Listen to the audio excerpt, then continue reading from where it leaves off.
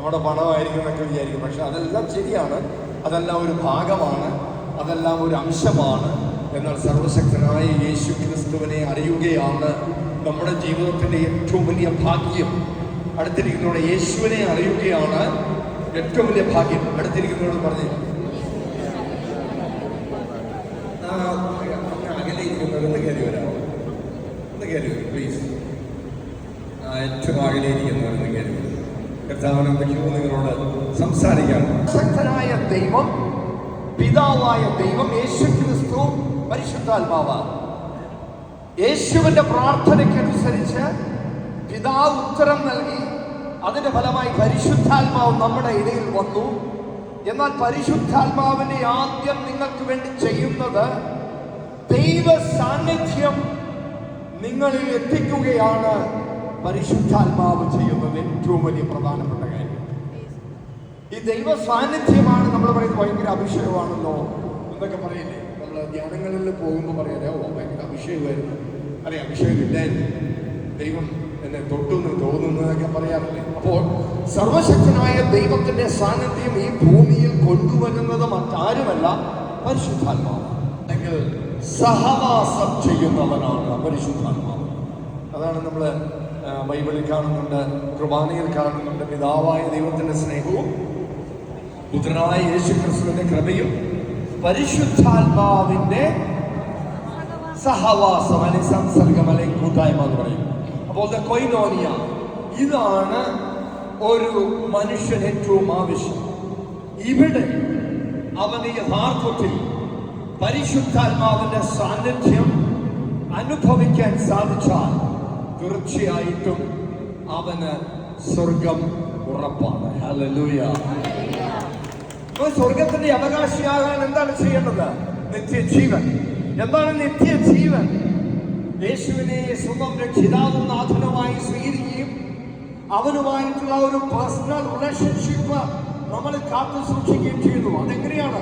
വിശ്വാസ പ്രമാണത്തിലൂടെ നമ്മൾ ഏറ്റുപറയുമ്പോൾ ഏക ദൈവമായ സർവശക്തനായ ദൈവത്തിൽ വിശ്വസിച്ച്, ഏക കർത്താവിൽ വിശ്വസിച്ച്, അവൻ മരിച്ചവൻ ഉയർത്തു എന്ന് വിശ്വസിച്ച്, പരിശുദ്ധാത്മാവിൽ വിശ്വസിച്ച്, കന്യകാ മറിയത്തിൽ അവൻ പിറന്നു എന്ന് വിശ്വസിച്ച്, മധ്യോസിന്റെ സമയത്ത് ആ സമയത്ത് അവൻ കാൽവരിക്കുന്നിൽ മരിച്ചു, അടക്കപ്പെട്ടു, ഉയർത്തപ്പെട്ടു, അവൻ വരുവാനിരിക്കുന്ന ജീവിക്കുന്ന ദൈവമെന്ന് നാം ഹൃദയത്തിൽ വിശ്വസിക്കുമ്പോൾ എന്താണ് അവിടെ സംഭവിക്കുന്നത്?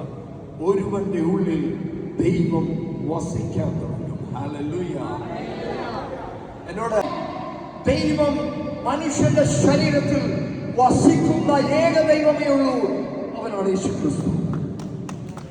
ഏക ദൈവം യേശു ക്രിസ്തു. എല്ലാവരും ഏക ദൈവം യേശു ക്രിസ്തു. പറക്കെ പറഞ്ഞേ, ഏക ദൈവം യേശു ക്രിസ്തു. ഏക ദൈവം യേശു ക്രിസ്തു. അപ്പോൾ നമ്മളെ ഈ ഭൂമിയിൽ ദൈവം തമ്പുരാനാക്കിയിരിക്കുന്നത് കുറെ പണം ഉണ്ടാക്കുക, അങ്ങനെ ജീവിക്കുക, കുറെ പേർക്ക് ജോലി കൊടുക്കുക, പിന്നെ കുറെ നേരം പ്രാർത്ഥിക്കുക, കുറെ നേരം പള്ളി വരിക, പിന്നെ പോയി കിടന്നു കൊടുക്കുക, ഭക്ഷണം കഴിക്കുക. അതിനുവേണ്ടി മാത്രമല്ല. ഹല്ലേലൂയ. അടുത്തിരിക്കുന്നവർ പറഞ്ഞു, യേശു നിന്നെ സ്നേഹിക്കുന്നു. യേശു നിന്നെ സ്നേഹിക്കുന്നു. ഒന്ന് ഉറപ്പോട് പറഞ്ഞു, യേശു നിന്നെ സ്നേഹിക്കുന്നു. എന്ത് ചെയ്യണം? നിങ്ങളുടെ ഹൃദയം ഒന്ന് കർത്താവിന് കൊടുക്കണം. യേശുവിന് നിന്റെ ഹൃദയം കൊടുത്തു കഴിഞ്ഞാൽ, മക്കളെ നിങ്ങളൊന്നും പേടിക്കണ്ട, ദൈവം തമ്പുരാൻ, സ്വർഗത്തിലെ ദൈവം നിന്റെ ഹൃദയത്തിൽ വന്ന് വാസം ചെയ്യുവാൻ തുടങ്ങും. ഹല്ലേലൂയ. ഹല്ലേലൂയ. നിന്റെ ഹൃദയത്തിൽ ദൈവം തമ്പുരാൻ വാസം ചെയ്യണമെങ്കിൽ ഒരു കാര്യം ചെയ്യണം. നിന്റെ ഹൃദയ കവാടം ദൈവത്തിന്റെ, യേശുക്രിസ്തുവിന്റെ വാതിലുള്ള മുട്ടിന്റെ ശബ്ദം കേട്ട് നിന്റെ വാതിൽ തുറക്കണം. അങ്ങനെ തുറക്കാൻ മനസ്സുള്ളവർ എത്ര പേരുണ്ട്? ഹല്ലേലൂയ. നമ്മളൊരു കാര്യം മനസ്സിലാക്കേണ്ടത്, പലരും ഇവിടെ അനുഗ്രഹം വേണ്ട എന്ന് പറയുന്നവരൊന്ന് ഒന്ന് കൈവച്ചു. എനിക്ക് അനുഗ്രഹം വേണ്ട എന്ന് പറയുന്നവർ ആരെങ്കിലും ഒരൊറ്റൊരാൾ, നമ്മൾ അനേകർ കടന്നു വന്നിട്ടുണ്ട്, ഒരൊറ്റൊരു മനുഷ്യനുമില്ല അനുഗ്രഹം വേണ്ട എന്ന് പറയുന്നു. അവർ ഏത് മതത്തിലായിക്കോട്ടെ, ഏത് ജാതിയിലായിക്കോട്ടെ, നോ പ്രോബ്ലം. അവന് അനുഗ്രഹം ആവശ്യം. എന്താണ് ആവശ്യം? അടുത്തിരിക്കുന്ന അനുഗ്രഹം ആവശ്യം. ഒന്ന് പറഞ്ഞു, അനുഗ്രഹം ആവശ്യം. ഒന്ന് ചോദിച്ചേ, നിനക്ക് അനുഗ്രഹം ആവശ്യമാണോ ചോദിച്ചു. അനുഗ്രഹം ആവശ്യമാണോ അത് ചോദിച്ചേ. അങ്ങ് താഴെ ഇരിക്കുന്നവരൊക്കെ ചോദിച്ചു, ഏറ്റവും ലാസ്റ്റ് ഇരിക്കുന്നു ചോദിച്ചു, അടുത്തിരിക്കുന്നവർ ചോദിക്കാൻ മടിയുണ്ടോ? മടിയില്ല. ഒന്ന് ചോദിച്ചു, ഇടതോട്ടും പലതോട്ടും തിരിച്ചു അനുഗ്രഹം വേണോ ചോദിച്ചു. ചിലരൊക്കെ മെഡലിങ്ങനെ തിരിഞ്ഞ് കഴിഞ്ഞാൽ അവരുടെ മെഡല് വെട്ടിപ്പോകും. അതുകൊണ്ട് ചിലരുണ്ട് ഇങ്ങനെ തിരിയാൻ തന്നെ മടിയാണ്. വാ, ഞങ്ങളുടെ റൂഹാധ്യാനത്തിൽ ഇങ്ങനെ കംപ്ലീറ്റ് മാറ്റിയിരിക്കും. ഹല്ലേലൂയ. ഇവിടെ കുറച്ച് പേരൊക്കെ വന്നിട്ടുണ്ടോ? നമുക്കൊരു റൂഹാധ്യാനമുണ്ട് കണ്ണൂർ ഡിസ്ട്രിക്റ്റിൽ പയ്യന്നൂര്. ഒരു 3 ദിവസത്തെ ധ്യാനമാണ്. അവിടെ ഹിന്ദുക്കൾ വരാറുണ്ട്, മുസ്ലിംസ് വരാറുണ്ട്, അവിടെ കത്തോലിക്ക, നമ്മുടെ എന്താ പറയുക, ഏറ്റവും മൂത്ത കത്തോലിക്കർ വരാറുണ്ട്. പക്ഷെ എല്ലാവരും അവിടെ വന്നു കഴിഞ്ഞാൽ കർത്താവിന്റെ സന്നിധിയിൽ പൂച്ചക്കുട്ടികളാണ്. ദൈവം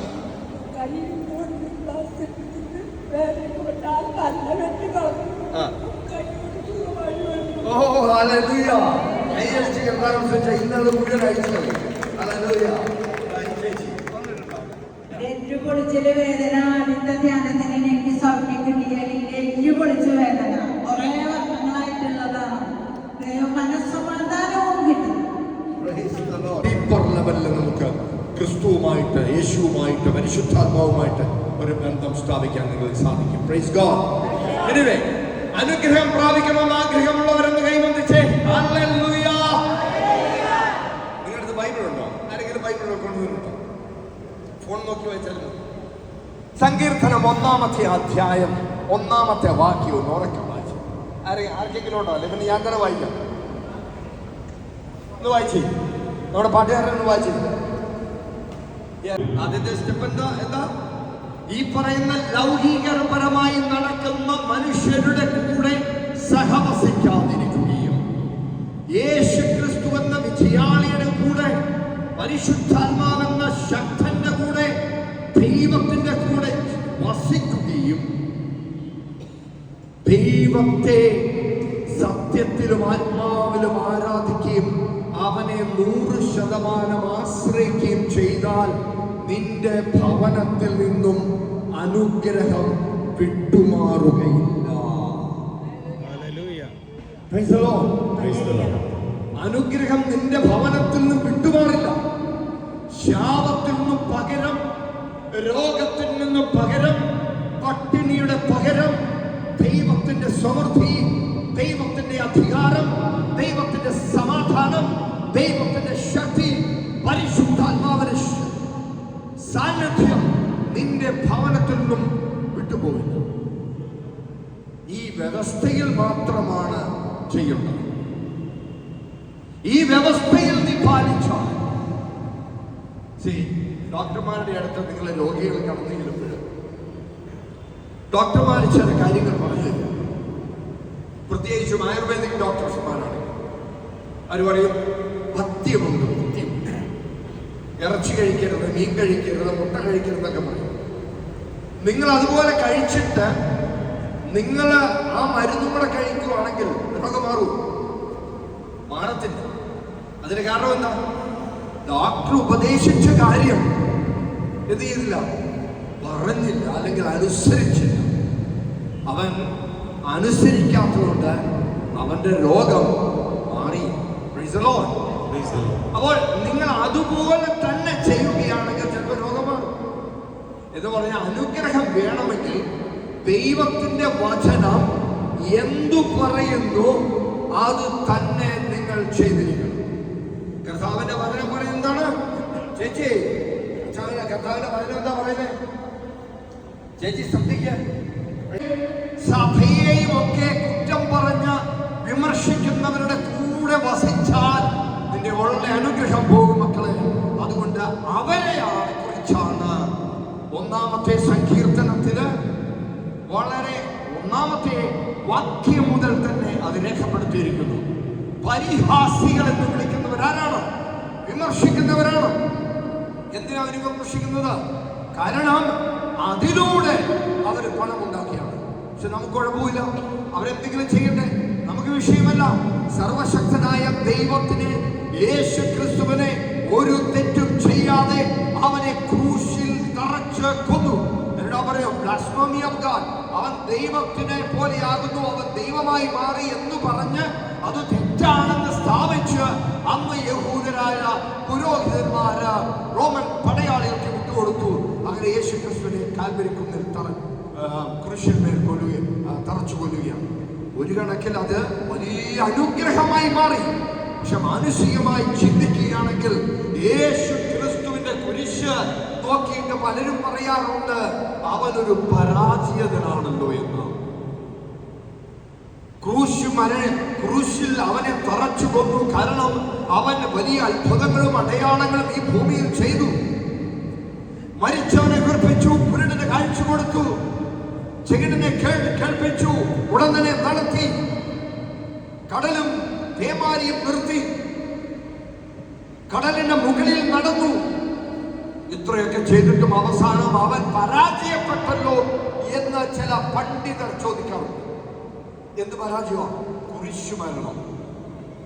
ആ കുരിശുമരണത്തിലൂടെ ഒരു വലിയ കാര്യം വരാനിരിക്കുന്ന ജനതയ്ക്ക് വേണ്ടി, മാനവരാശിക്ക് വേണ്ടി സർവശക്തനായ യേശു ക്രിസ്തു ചെയ്തെടുത്ത കാര്യം അവർ കണ്ടില്ല, അവർക്ക് കാണാൻ സാധിച്ചില്ല. കാരണം എന്താ? മരിച്ചത് എന്തിനു വേണ്ടിയാണെന്ന് അവർക്ക് അറിഞ്ഞുകൂടി. ഈ പറയുന്ന വ്യക്തികൾ, വിമർശിക്കുന്ന വ്യക്തികൾ, ഈ പണ്ഡിതർ, അവർ മരിക്കാതെ, അവർ നരകത്തിൽ പോകാതെ, അവർ പാതാളത്തിൽ പോകാതെ, അവർക്കും കൂടിയാണ് സർവശക്തനായ യേശു ക്രിസ്തു ക്രൂശിൽ മരിച്ചത്. അവന്റെ മരണത്തിലൂടെ നമുക്ക് നിത്യജീവൻ ലഭിച്ചു. Hallelujah, hallelujah, hallelujah. എല്ലാവരും എഴുന്നേറ്റത് പരിശുദ്ധാത്മാവിന്റെ പാട്ടുപാടി കരങ്ങൾ അടിച്ച് ശക്തമായി പ്രാർത്ഥന പാടാമോ? എല്ലാവരും എല്ലാവരും എഴുന്നേറ്റ് നിൽക്കാൻ പറ്റുന്നവരൊക്കെ എഴുന്നേറ്റ്. ധ്യാനാചരണ മധ്യത്തിൽ എഴുന്നേറ്റ് നിൽക്കാൻ പറ്റത്തില്ലാത്തവരും എഴുന്നേറ്റ് നിൽക്കും. കാരണം നടക്കാൻ മേലാത്തവരും നടന്നു പോയത് ഈ കണ്ണുകൾ കണ്ടിട്ടുണ്ട്. വീൽ ചെയറിൽ വന്നവരും നടന്നു പോകുന്നു കണ്ടിട്ടുണ്ട്. യേശു സൗഖ്യമായി പോകുന്നു കണ്ടിട്ടുണ്ട്. ധൈര്യമായിട്ട് നിങ്ങൾ എല്ലാവരും എഴുന്നേറ്റിരിക്കുക. ഹല്ലേലൂയ. ഒക്കെ മാറ്റും. എല്ലാ രോഗങ്ങളും മാറ്റുന്ന സർവശക്തനായ യേശു ക്രിസ്തു എല്ലാ രോഗങ്ങളും മാറ്റും. സമാധാനം തരുന്നവൻ, അത്ഭുത രോഗ സൗഖ്യം തരുന്നു. അത്ഭുത രോഗം. Yes, yes, yes.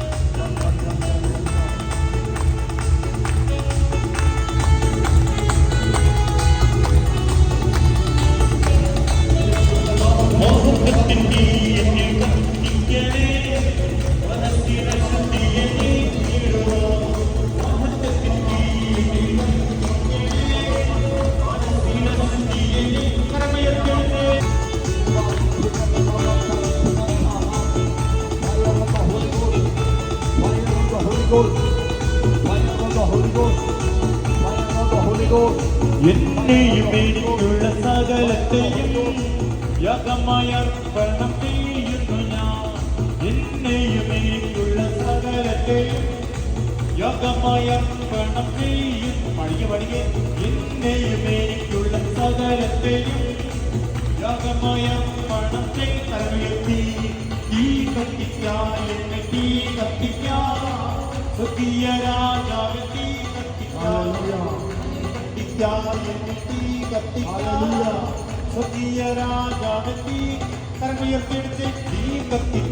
ഇതുപോലെയാണ് അവ.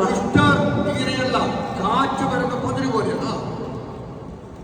ദുഷ്ടർക്ക് അന്യായമായ ദുഷ്ടർക്ക് ന്യായവിധിയെ നേരിടാൻ കഴിയുകയില്ല. പാപികൾക്ക് നീതിമാന്മാരുടെ ഇടയിൽ ഉറച്ചു നിൽക്കുവാനും കഴിയുകയില്ല. ഹല്ലേലൂയ. നീ നീതിമാനാണെങ്കിൽ എന്ത് സംഭവിക്കും? നിന്റെ അടുത്ത് ഭാവിക്കോ അല്ലെങ്കിൽ മോശപ്പെട്ടവനോ വന്നിരിക്കാനോ സമ്പർക്കം പുലർത്തുവാനോ പറ്റത്തില്ല. കാരണം നിന്നിലുള്ളവൻ പുറമേ ഉള്ളവനെക്കാളും വലിയവൻ. ഹല്ലേലൂയ. ഹല്ലേലൂയ. എന്റെ ഉള്ളിലുള്ളവൻ പുറമേ ഉള്ളവനെക്കാളും വലിയവൻ. എന്റെ ഉള്ളിലുള്ളവൻ പുറമേ ഉള്ളവനെക്കാളും വലിയവൻ. എന്റെ ഉള്ളിലുള്ളവൻ പുറമേ ഉള്ളവനെക്കാളും വലിയവൻ. ഹല്ലേലൂയ. ആ ഒരു വിശ്വാസത്തിൽ നീ മുന്നേറിയാൽ ഒരുവനും നിന്നെ പരാജയപ്പെടുത്താൻ ദൈവവചനത്തിൽ നിൽക്കുകയാണ്. Praise God. ആ ഒരു മെന്റാലിറ്റി അല്ലെങ്കിൽ ആ ഒരു ആറ്റിറ്റ്യൂഡ് അല്ലെങ്കിൽ മനോഭാവം നീ നിന്റെ ജീവിതത്തിൽ നീ അത് ഇടപെട്ട് അത് ഏറ്റെടുക്കുകയാണെങ്കിൽ തീർച്ചയായിട്ടും നിന്റെ ജീവിതത്തില് നന്മകൾ തന്നെ ഭവിക്കും. ഹല്ലേലൂയ. ആക്കുവാൻ അങ്ങേക്ക് മനസ്സുണ്ടോ എന്ന് കർത്താവ് മറുപടി പറഞ്ഞു, എനിക്ക് മനസ്സുണ്ട്. ഹല്ലേലൂയ. പൂർണ്ണ മനസ്സാണ് നിന്നെ സൗഖ്യമാക്കുവാൻ. അത് 10% അത് 20%, അത് 50%, 90%, 100% കർത്താവിന് നിന്നെ സൗഖ്യമാക്കാൻ താല്പര്യപ്പെടുന്നു. ഹല്ലേലൂയ. ഹല്ലേലൂയ. പിന്നെ എന്തുകൊണ്ടാണ് നീ സൗഖ്യമാകാത്തത്? ഹല്ലേലൂയ. നിനക്കെതിരായി വരുന്ന ഒരായുധവും ഫലിക്കുകയില്ല. നിങ്ങൾക്കെതിരായി വരുന്ന ഒരായുധവും ഫലിക്കുകയില്ല. ബൈബിൾ പറയുന്നു. അവരങ്ങനെ പറഞ്ഞു, അവർ ഇങ്ങനെ മന്ത്രവാദം ചെയ്തു, അതെന്നെ ഏൽക്കും എന്ന് പറഞ്ഞു കഴിഞ്ഞാൽ നിങ്ങൾ ഉറക്കെ വിശ്വസിക്കണം, ഒരായുധവും എനിക്കെതിരായി ഫലിക്കുകയില്ല. കാരണം ഞാൻ കർത്താവിന്റെ മകനുമാണ്. പക്ഷെ നിങ്ങൾ പറയാ മന്ത്രവാദം എനിക്ക് ഏൽക്കും എന്ന് പറഞ്ഞു കഴിഞ്ഞാൽ മന്ത്രവാദം ഏൽക്കും. നീ എന്താണ് പറയുന്നത്? നിനക്ക് വിടുതൽ വേണം, ബന്ധനമായി എന്ന് നീ പറഞ്ഞുകൊണ്ട് വിശ്വസിച്ചിട്ട് ഞാൻ ബന്ധനം. നിനക്ക് ബന്ധനമില്ല, ബന്ധനത്തിന്റെ കെട്ടുകൾ പൊട്ടി എന്ന് വിശ്വസിച്ചു കഴിഞ്ഞാൽ എന്നേക്കുമായി ആ ബന്ധനം പൊട്ടി. പിന്നെ ബന്ധനം ഉണ്ടാവില്ല. Hallelujah. Praise the Lord. Hallelujah. യേശുവേ നന്ദി. യേശു എന്റെ കഷ്ടത ഏറ്റെടുത്തു. യേശു എന്റെ ശിക്ഷ ഏറ്റെടുത്തു. യെശയ്യാപ്രവചനം 53-ാമത്തെ അധ്യായം പറയുകയാണ്, അവൻ നിന്റെ എല്ലാ അകൃത്യങ്ങളും പാപങ്ങളും ശിക്ഷയും അവൻ വഹിച്ചു എന്ന്. ആരാണ് ഈ അവൻ? ഉറക്കെ പറഞ്ഞേ, ഉറക്കെ പറ. യേശു ക്രിസ്തു. ഞാൻ കേട്ടില്ല. വളരെ കുറച്ച് കേട്ടില്ല. ചുണ്ടൊന്ന് അനക്കുന്ന പോലും ഇല്ല. ഒന്ന് അനക്കിയ മക്കളെ, ഒന്ന് അനക്കിയ. നിനക്ക് വിടുതൽ വേണോ? നീ ചുണ്ടൊന്ന് അനക്കുന്നു. യേശുവെ ഒന്ന് വിളിച്ചു. ആരാ? നമ്മുടെ ഈ ഗംഭീരവും പ്രൗഢിയും എല്ലാം പോകും. എപ്പോഴാന്നറിയോ? സുഖേട് പിടിച്ച് ഐശ്വര്യം കിടക്കുന്നത്. അപ്പൊ ഐശ്വര്യ കിടക്കാതിരിക്കാൻ വേണ്ടി ഇപ്പോഴേ പ്രാർത്ഥിച്ചു. അതല്ലേ നല്ലത്? ആണോ? രോഗം വരാതിരിക്കാൻ എല്ലാവരും പറയും എനിക്ക് ഷുഗറാ, മധുരം കുറച്ച് മതി, അല്ലെങ്കിൽ മധുരം വേണ്ടെന്ന് പറയും ചായ എടുക്കുമ്പോൾ, അല്ലേ? ഇങ്ങനെയല്ല സംഭവം. എന്നാൽ അതിനു മുമ്പ് നിങ്ങൾ വിചാരിച്ചിട്ടുണ്ടോ എനിക്ക് മധുരം ഇല്ലാത്ത ചായ മതി എന്ന് നിങ്ങൾ എപ്പോഴെങ്കിലും പറഞ്ഞിട്ടുണ്ടോ? ഇല്ല. ഷുഗർ വന്നതിന് ശേഷമല്ലേ എന്ന് പറയുന്നത്. എന്നാൽ ഷുഗർ വരുന്നതിന് മുൻപേ പറ. ഹല്ലേലൂയ.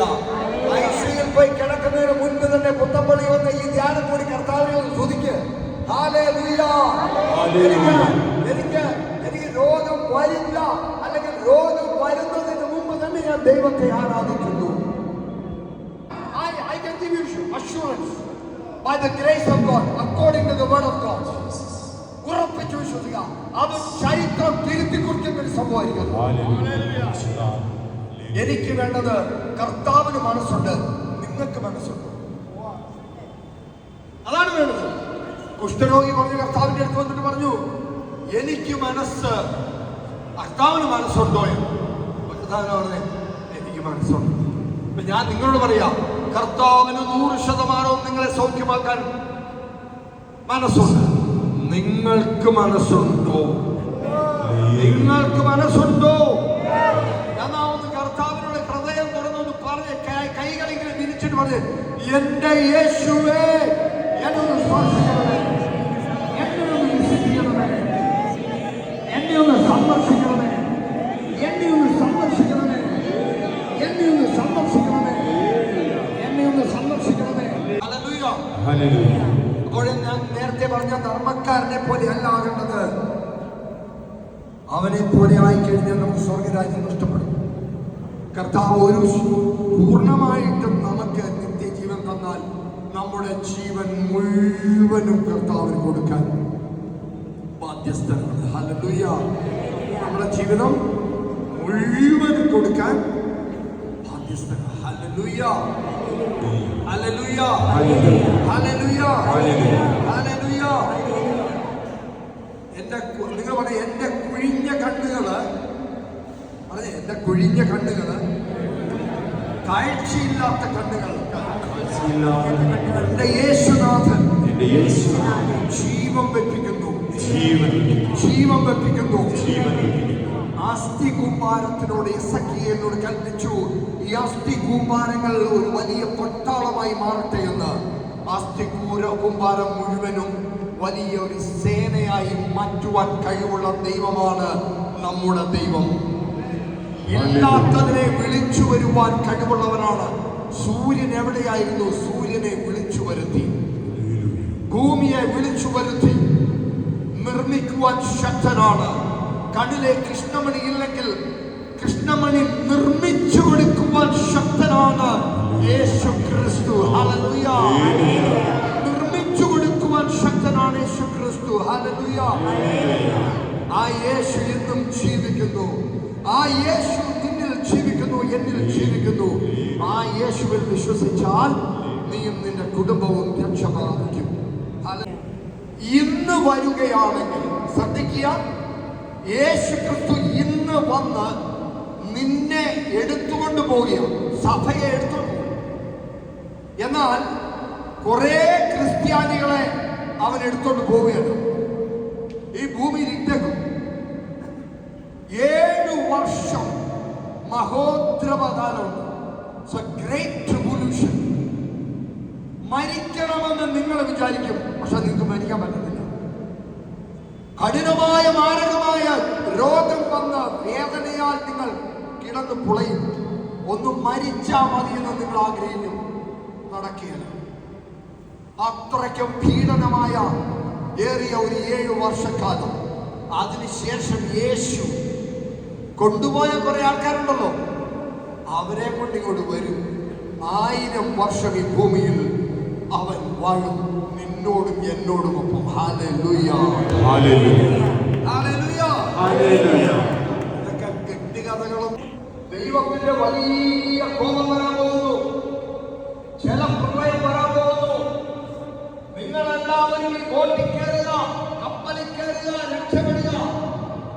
അവൻ നോഹനെ കളിയാക്കി, ഒന്ന് പോടാ, നീ എന്തുവായി കുലമ്പുന്നത്?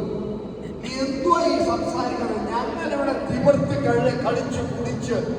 ആഘോഷിച്ച് ജീവിക്കും.